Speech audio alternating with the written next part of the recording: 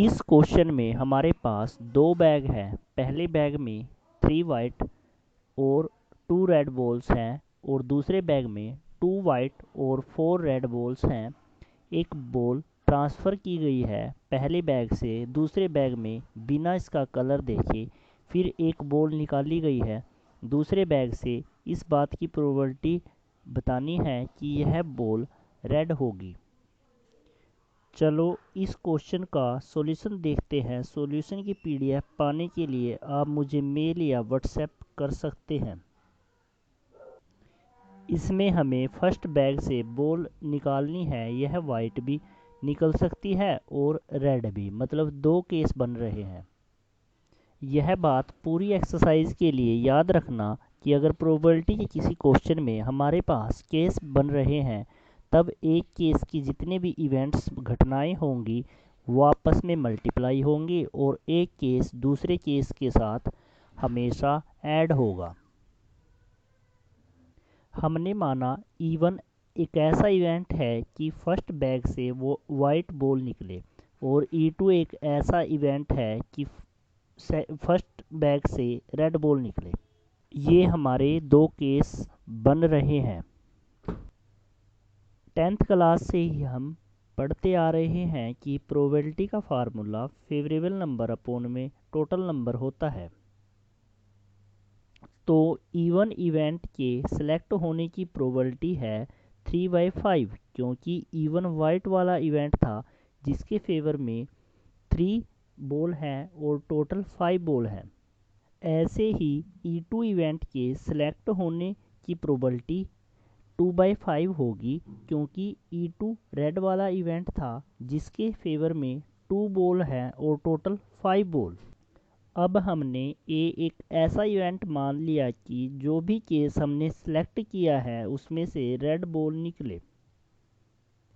तो पहले केस की अगर हम बात करें तो एक वाइट बॉल हमने ट्रांसफ़र की है सेकंड बैग में, तो सेकंड बैग में 3 वाइट बॉल हो गई और रेड 4 ही रही। इसलिए रेड बॉल आने की प्रोबेबिलिटी इस केस में 4/7 हो जाएगी, क्योंकि रेड के फेवर में 4 है और टोटल 7 बॉल है।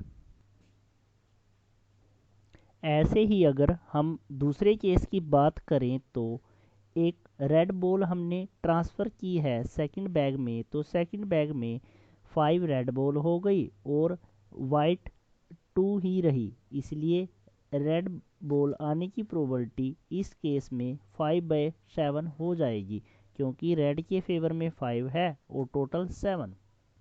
वो जो ट्रिक मैं आपको बता रहा था कि केस आपस में मल्टीप्लाई होते हैं और एक केस दूसरे केस के साथ ऐड होता है, उसे बोलते हैं लॉ ऑफ टोटल प्रोबेबिलिटी। इसलिए क्वेश्चन करते टाइम हमने लिख देना है कि by law of total probability.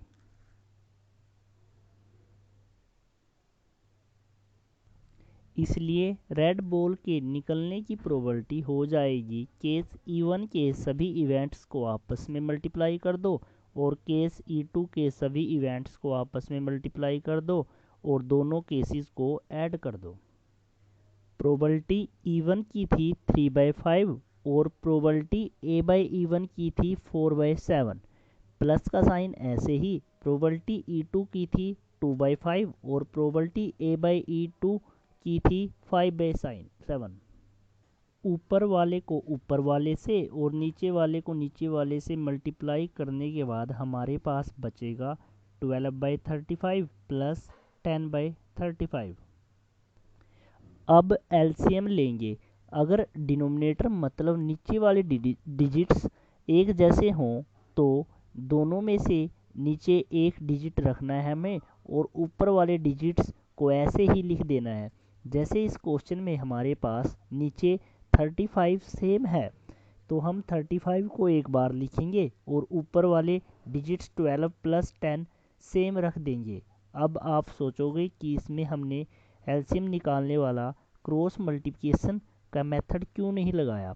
उस मेथड से भी आंसर सेम आएगा कटिंग करने के बाद। उस मेथड से थोड़ा लेंथी हो जाता, इसलिए मैंने आपको सेम डिनोमिनेटर वाली ट्रिक भी बता दी। अगर कभी भी इस मेथड से आंसर गलत आ गया तो ये मेरी ईमेल आईडी है, आप मुझे मेल कर देना। मैं ज़रूर इसी मेथड से आपका आंसर सेम निकाल कर दिखाऊंगा। मेल में आपको कॉन्टैक्ट नंबर ज़रूर लिखना है।